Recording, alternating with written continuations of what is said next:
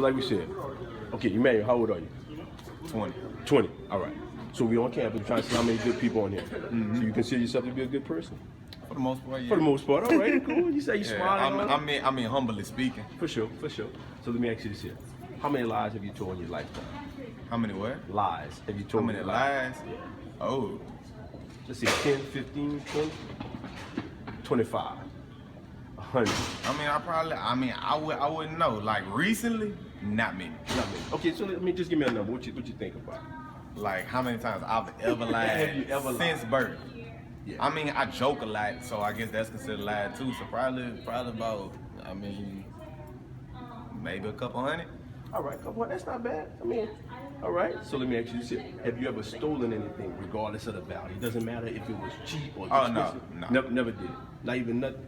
Never took nothing that was for somebody else. Nothing that was for somebody else, and nothing that wasn't mine ever in my life. That's cool. That's all right there. Now look, Jesus said, man, if you look, okay, what you got? Think about it. No, because I put it right there. No. Why you didn't keep it? Nah, because my cousin put it in my pocket. Where your cousin is, man? We gotta go talk to that fella. No, I'm just kidding. All right, so let me ask you this. Jesus said, if you look at a woman to lust after, you committed adultery in your heart. Have you ever looked at a woman with lust?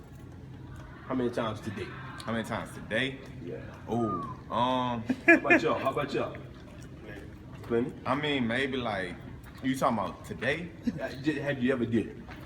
Oh, PA? Yeah. All right, but how many times today? How many times today? Did you do any today? I mean, I try not to. When everybody was outside this time? Nah, I mean, because I make a practice of not doing it to where, you can look at somebody's butt and not think sexually of it. You know, if you do it so many times, then you can do that. Okay. So, So you have done it enough to where it doesn't even... Nah, it doesn't. I can look at a woman's body, I can look at a woman's body and not automatically think lust. All right, for sure. Now let me ask you this here. Have you ever used God's name to express like disgust? Oh, you mean like, oh no, never been a fan of that since I was a kid. Let's say you get up in the middle of the night, man, you hit your toe, first thing come out, God. Nah, I don't believe it. All right, what about using it like just OMG? No, not at all. I don't believe in that either. Okay, so you never did. Now you're not telling me one of them lies that you told me. I'm not. Okay. I'm not at all. So, and what's your name again? Emmanuel. Now look, by your own admission, you're adulterous at heart, right? Because that was the only one you really said that you done. You said you never lied. You never stole anything. You never. Adulterous at heart. Adultery. Can you define adultery? Adultery is when any type of sexual acts outside of marriage. Have you ever had sex before? Now I'm starting to get okay. Yeah. So this is the thing. Now, that was only one of the 10 Commandments. Right? If God was to judge you by the 10 Commandments, would He find you innocent or guilty? I feel like He find me innocent. Innocent? Okay. All right. But that's my perspective. No. That's cool. That's cool. Maybe we all have our own opinions. I just kind of want you to look at it like this here. Let's say last week, man, you had a rough day. Hey, how you doing? All right. You had a rough day. Yeah. And you was talking with a little chick. Conversation went south, and you shot her. You killed the chick. No. Yeah, and you've never done nothing like that before. Yeah. You go before the judge. And you say, Your Honor, look, man, I'm really a good person. I did this one time. Could they just let the judge, what would the judge, can you just say, okay, well, it's cool, you man will go on, man, it'll be all right this time. How would the judge look at that? You mean as far as you murdered somebody, that was your only time, you never did it before. Yeah. All right? So would he say, would he have to judge you, or would he just say, all right, since you're cool, since you're a good person, it's all good? I'll let you go this time. Are you speaking from, like, are you? I'm speaking from this. Okay. We'll put it like this, because I feel like where you're gonna try to go with this is try to relate it to how God will feel, but then at the same time, that's what I'm pretty sure God goes more into depth than the actual crime. But I do see what you're saying, and as far as on an earthly level, no matter how much good you did, that one person you killed that day and you was down bad at that point, of course on an earthly level, that's gonna be. Well, the only thing is this here. God, everybody looks at him, yes, it's just a loving God, right? But he's still a just God. He can't let murderers go free. Most He can't definitely. let, rapists go free. He has to punish sin. Right. And the Bible says that liars and adulterers should have their part of the lake that burneth with fire and brimstone, right? So if you look at it by man's law or morally, men, we don't look at it as that's such a bad thing. Yeah. And in God's eyes, it's like, man, that's something terrible. He says, man, thou shalt not commit adultery. And so we broke the law, right? God made the law, we broke the law. So it has to be punished. And sometimes we just say, man, I just looked at, And then, but I also believe that God is a God of correction, and he is. Okay. So, and so if I was to commit one of these sins, and remember, we all done them. Like, we all did them. But it's when it's not so much. I don't feel like it's so much when you do the sin.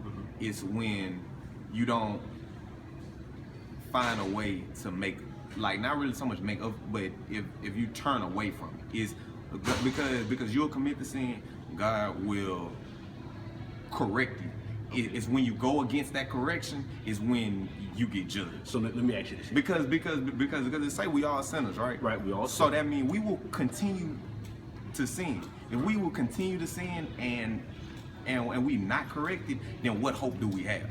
So therefore, God will correct us on it. He will give us punishment, but take that punishment and learn from it. Don't take that punishment and just keep doing it. Or Emmanuel, you got a great point. The only thing is this here. I want you to think about it like this here.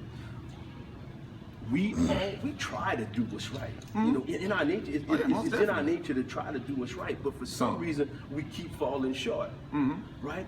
And even though we know lying isn't right, we still have a tendency, man. We get in a position, and it's like, man, I'm out to say a little lie. You know what I'm saying?